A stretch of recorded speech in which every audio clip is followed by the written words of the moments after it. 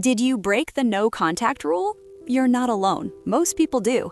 Here's how to fix it and get back on track. So, you've slipped up on the no contact rule. Here's how to recover. The no contact rule is the most common strategy after a breakup. Yet, even though it's popular and works well, about 80% of people don't follow the no contact rule on their first try. Today, I'll guide you through everything to understand about failing at the no contact rule, like why it happens, 6 errors to avoid, and what you must do when you slip up. Let's get started.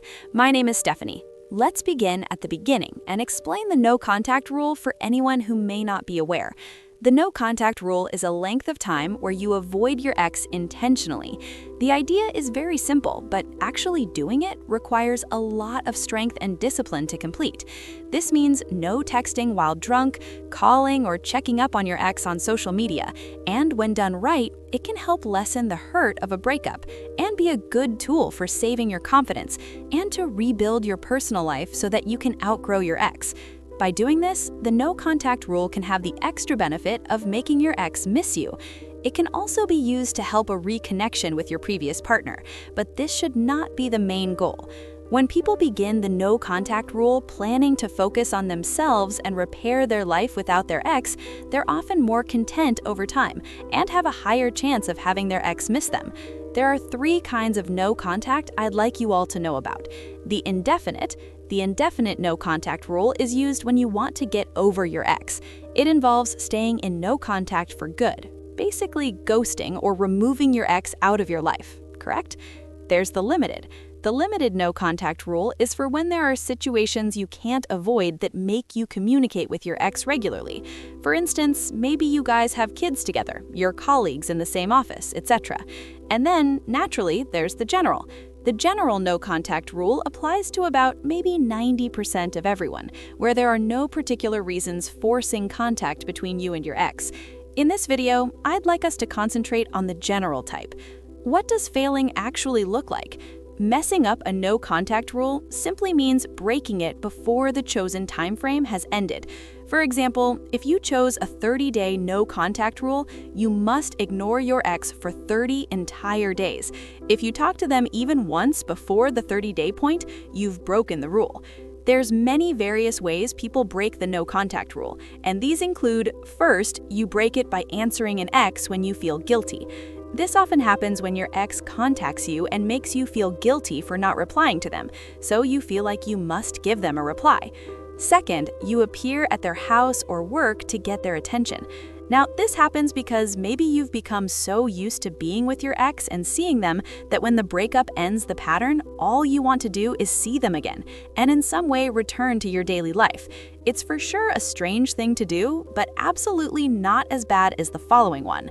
Third, you place yourself in a situation where you happen to run into them. Now, this typically happens with the people who are inside their own head debating the no contact rule. Their head knows that no contact rule is a needed step, but their feelings long to see their ex, so they find a way to make it happen. So, why do a lot of people fail the no contact rule? A few explanations I have for you. First, they feel guilty about ignoring their ex. Sometimes people using the no contact rule will feel like it's a kind of manipulation, and they would want to prevent hurting their ex. Second, their ex uses a guilt trip on them.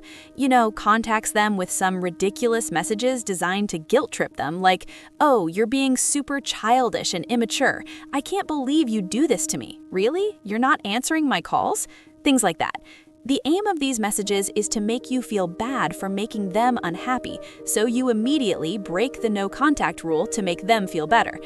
Third, they get concerned that their ex will forget them. And that's normal. They fear that their ex will find someone else during the no contact rule if they're not seen and not thought about. I guess this is maybe one of the most reasonable reasons, but here's what I have to tell you about this. One of the main reasons your ex broke up with you was so that they could look at their options, as they think they could do better than you.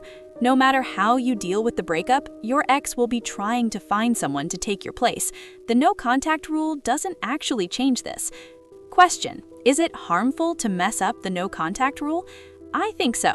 I really believe it is, because each time you have to begin again a no contact stretch after you fail it, its power reduces a bit.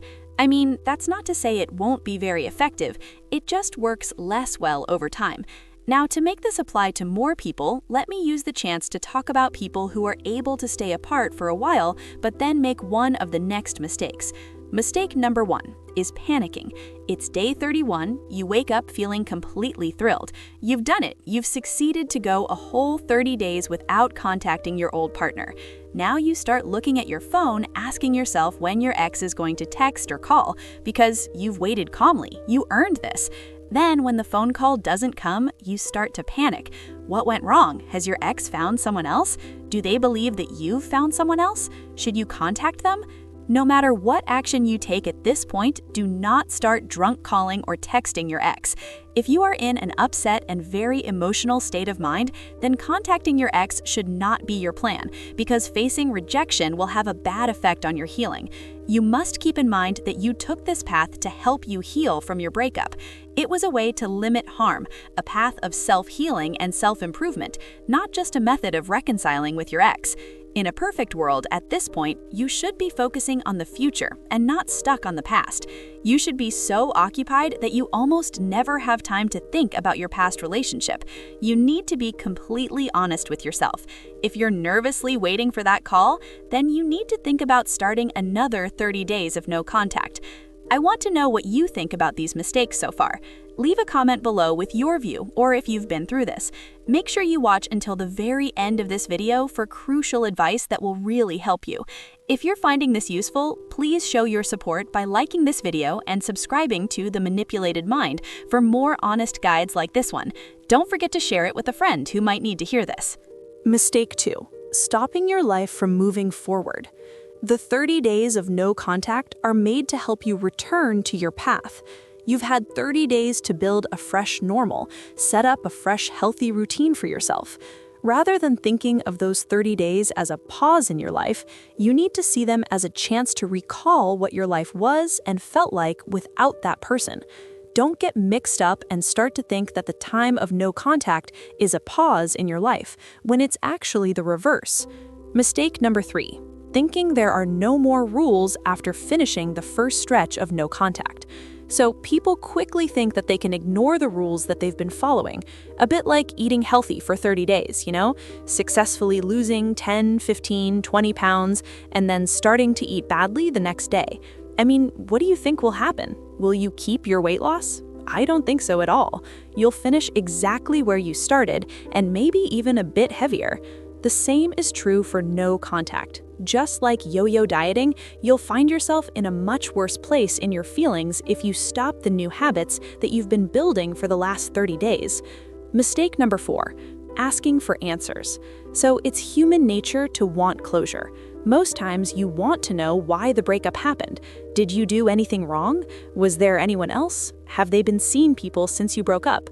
Things like that.